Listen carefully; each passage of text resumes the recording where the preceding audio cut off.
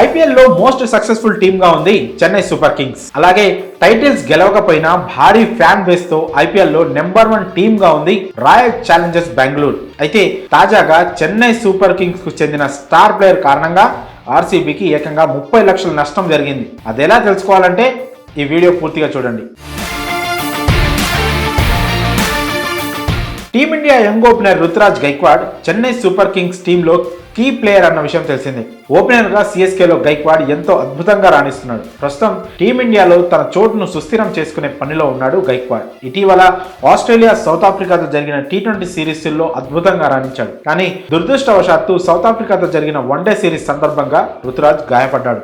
తొలి 2 వన్డేలు ఆడిన గైక్వాడ్ రెండో వన్డేలో చేతివేలికి గాయం కావడంతో మూడో వన్డేకు దూరమయ్యాడు. దీంతో రుతురాజ్ స్థానంలో మరో యంగ్ ప్లేయర్ రజత్ పటిదార్ టీమిండియాలోకి ఎంట్రీ ఇచ్చాడు. రుతురాజ్ గాయం పటిదార్కు కలిసొచ్చింది.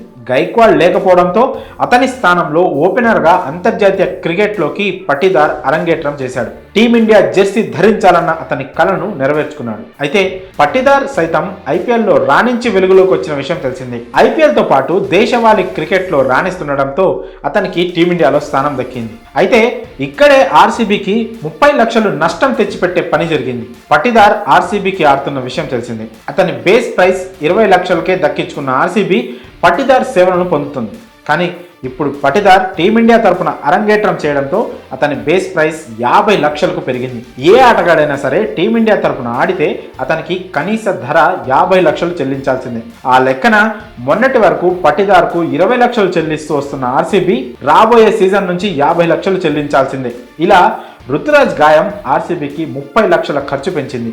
రుతురాజ్ గాయపడకుండా ఉండుంటే పటిదార్కు టీమిండియా తరపున ఆడే అవకాశం వచ్చి ఉండేది కాదు కదా. అలా గైక్వాడ్ గాయం పటిదార్కు డబుల్ ధమాకాలా పనిచేసింది. ఇటు టీమిండియా తరపున ఆడే అవకాశంతో పాటు ఐపీఎల్ బేస్ ప్రైజ్ను పెంచేసింది. మరి ఈ విషయంలో మీ అభిప్రాయాలను కామెంట్స్ రూపంలో తెలియజేయండి.